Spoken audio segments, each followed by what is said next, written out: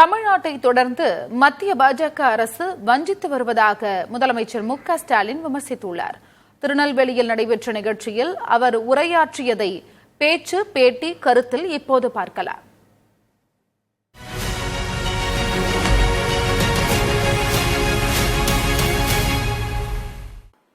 இந்த பட்ஜெட்லாவது நம்ம கேட்ட நிதிகளை ஒதுக்கி தருவாங்கன்னு எதிர்பார்த்தோம். அதுவும் இல்ல.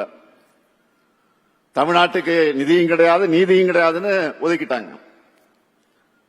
மீண்டும் மீண்டும் வஞ்சிக்குது ஒன்றிய பாஜக அரசு. அவங்களை பொறுத்த வரைக்கும் கூட்டணியில் இருக்கக்கூடிய மாநிலங்களுக்கும் எலெக்ஷன் வரக்கூடிய மாநிலங்களுக்கு மட்டும்தான் அறிவிப்புகளையும் நிதியும் கொடுப்பாங்க. அதனால்தான் நாம கேட்கிறோம்.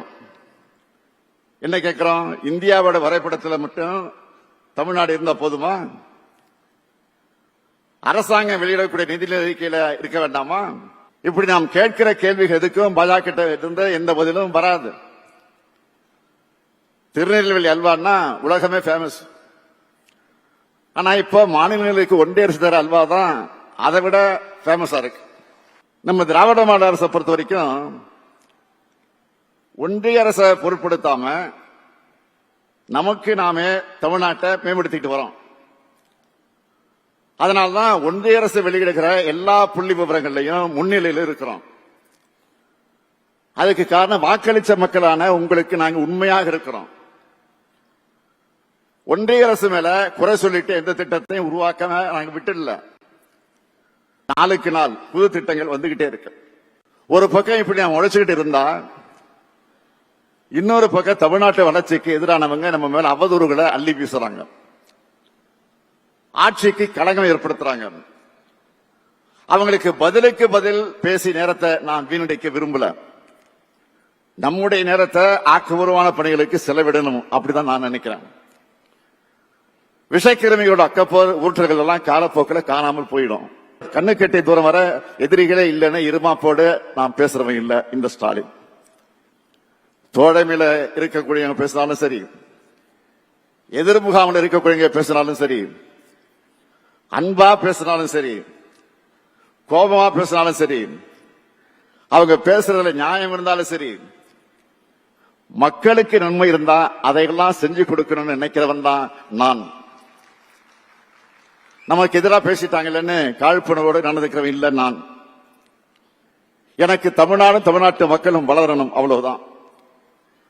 நம்ம வளர்ச்சியை பொறுத்துக்க முடியாம தான் நம்ம ஆட்சிக்கு களங்கம் ஏற்படுத்த சமூக வலைத்தளங்கள்ல ஒவ்வொரு செய்தியும் எப்படியெல்லாம் திரிக்கிறாங்க, கருத்துருவாக்க செய்யறாங்க. அவங்களுடைய நோக்கம் ஒண்ணுதான், திமுகவை எப்படி அழிக்கலாம், தமிழ்நாட்டுடைய வளர்ச்சியை எப்படி கெடுக்கலாம். ஏன்னா அவங்களுடைய நீண்டகால திட்டத்துக்கு தடையா இருக்கிறது நம்முடைய திராவிட மாடல் ஆட்சி தான். அவங்களால இதை பொறுத்துக்க முடியல.